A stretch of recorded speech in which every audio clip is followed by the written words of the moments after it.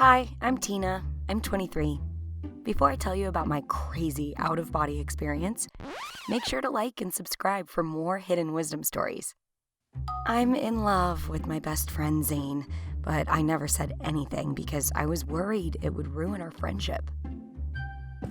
I was worried I would make a fool out of myself, and like a lot of things, I pretty much just worried about it. One day, Zane told me that he got a job offer and he was going to be moving to Australia. I promised myself I would tell Zane how I felt before he left, but I couldn't seem to find the right words. My cousin, Sherry, said I shouldn't be subtle and just kiss him the next time I feel so inclined.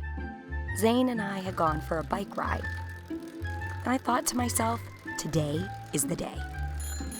At some point, when the view was perfect enough or the moment seemed right, I would kiss him. But the perfect moment never seemed to come. I was pretty quiet most of the hike, and it was nearing dark. Zane had stopped to look at the sunset, and I was watching my last chance sink into the horizon.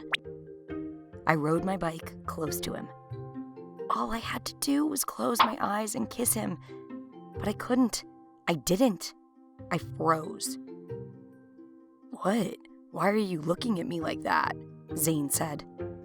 I felt the embarrassment take over and I tried to back away. But my shoelaces got tangled up in the bike gears.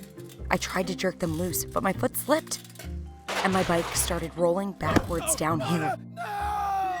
The trail dipped down into a cliff, and the last thing I remember was flying backwards down the side. After that, it was a flash of past and present. Images of paramedics and ER nurses were mixing with memories from my childhood and flashes of nature. It was so surreal, like a kaleidoscope of life roller coasting itself through time. All doctors to the ER. I remembered the doctor trying to shock me back to life. I could see myself, and I could also feel myself moving away, and it was harder to hear the nurses. I was being drawn toward a tunnel of light, and I followed it for what seemed like miles before it started to change. One path was turning into two paths, and at the fork, there were two iron gates with these gatekeepers in front. When I approached, they both spoke collectively and said, "One road leads to heavenly bliss. The other leads to an eternity of regret." These gatekeepers looked exactly alike, like twin giants in heavy armor. I asked them which gate was which, and they told me to choose my question carefully.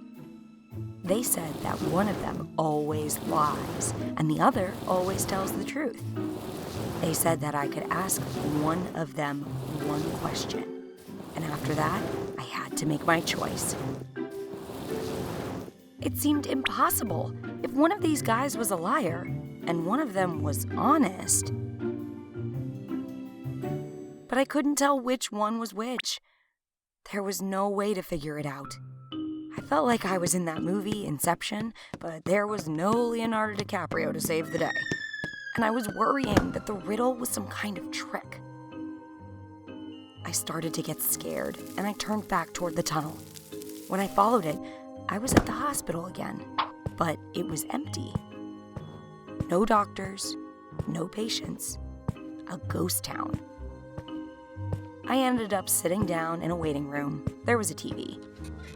But when I turned it on, all the channels were playing memories of my life, but blended with daytime television. I starred on soap operas, sitcoms, and infomercials. I was watching myself on Jerry Springer, and he was shaming me for being a coward. And then he brought out the next guest, and it was Zane. He came out and told everybody I was afraid to kiss him. I switched the channel, but every station had somebody telling me about my life. So I turned it off.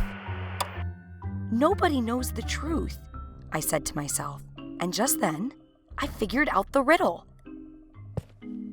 I went back through the tunnel and up to one of the gatekeepers. I asked him which way the other gatekeeper would advise if I wanted to go to heavenly bliss. He pointed to the gate on his right. I knew it must lead to eternal regret. See, if the gatekeeper I was facing was the liar, he would know the other gatekeeper would truthfully show me the right path, and he would then lie. And if I was facing the honest gatekeeper, he knows the other gatekeeper would lie. I decided to stop worrying and make my choice, and so I went into the gate on the left. I stepped to the entryway, and what I saw was so beautiful, words can't describe. But just then I heard something. Voices, doctors and nurses, and Zane. But he was crying. He said he loved me, and that he was sorry he never told me when he had the chance. I was being given another choice. But this time, there was no hesitation. I wanted to live, and I wanted to live every moment to the fullest. The doctor told me that I had no vital signs for 16 minutes. But in that 16 minutes, I learned that living in worry doesn't help a thing. And I kissed Zane right there with everything I had. You know, worrying about living isn't really living. It's like the song says, don't worry, be happy. Who knew the secret to life was so simple? Do your worries hold you back? Tell us about it in the comments, and don't forget to like and subscribe for more hidden wisdom stories. Remember, when you share our stories, you're sharing wisdom.